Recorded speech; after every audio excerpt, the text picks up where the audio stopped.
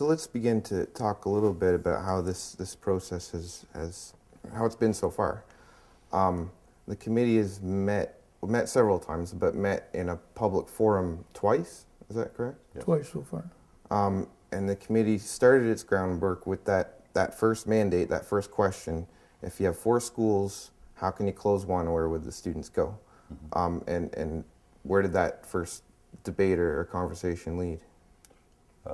It started out with 2 sort of in-house meetings of the committee themselves.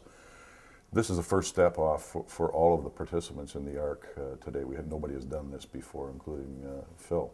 And so we were sort of wandering in the dark a little bit, gathering a lot of information, board input on statistics, student enrollment, what the numbers are, what the costs are. And from that, we created what we're calling a scenario template. For argument's sake, we're going to close Beatty School. Let's put the information on the wall. If we chose to close Beatty, where would we put those other kids? And worked our template down, having regard for the impact on student programming, which was the #1 priority, the impact on the community, the impact on the other schools impacted, because if you close one, you're going to impact the other 3. You've got to know and be able to guesstimate within a reasonable amount of accuracy what your impact is going to be as far as programming in those other schools. Busing is another issue. The capital costs savings, the operational cost savings, we tried to boil that into a template. And the template that we came up with, I'm not saying it's 100% accurate, but it was the best thing we could do, I think, in a short period of time to come up with a reasonable expectation of impacts on those varied categories. So before we talk about some of those impacts that you saw, as a community member who came in and sat down and took a close look at the situation the board faces right now, was it startling? What caught your attention the most about this situation overall? I think it's the capital cost of retrofitting and upgrading the buildings that we're talking about. And I think the figure that we have seen for those 4 units we're talking about, McDougall, Victory, Beatty, and Nobel, the capital cost estimates over the next 5 years totals around $7.5 million. And that's money the school board does not have sitting in its pocket right now to go ahead and do those capital improvements. They're doing the best they can to keep them up to standard, keep the rain from falling in, and keep the heat on. But we've got to look at a way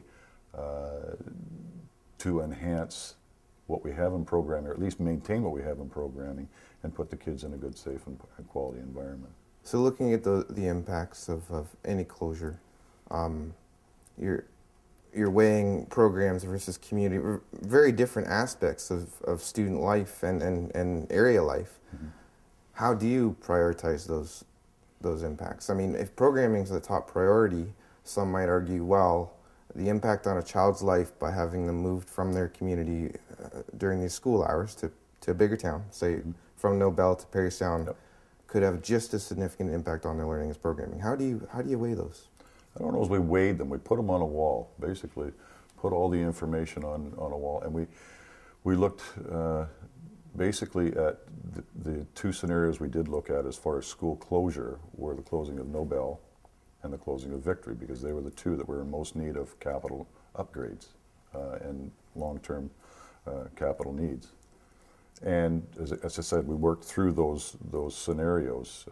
Where are we going to put the kids from Nobel if we did close Nobel School? The impact on busing kids to an extra 15 minutes each way, at least, to get them from Nobel School into town and back out again. And the impacts, as I said, on the other receiving schools. Who's going to go to McDougall? Is Beatty going to have the capacity to take more kids? Is Victory going to have the capacity to take on more kids? Right. Went through the same analysis with the closing of Victory School. And where are we going to move the Victory kids? What are the impacts on those kids and those families? Are we splitting families up, sending some of their kids to McDougall School because they have some excess capacity, sending some kids to Beatty because they have excess capacity? Is it closing the immersion program in Beatty, moving those kids to Nobel, where French immersion started in West Parry Sound, so we free up the space in Beatty to accommodate the Victory kids? So I think the committee came to the conclusion that closing one of the 4 schools might not be the best scenario, and we'll come right back and we'll chat about that in a sec.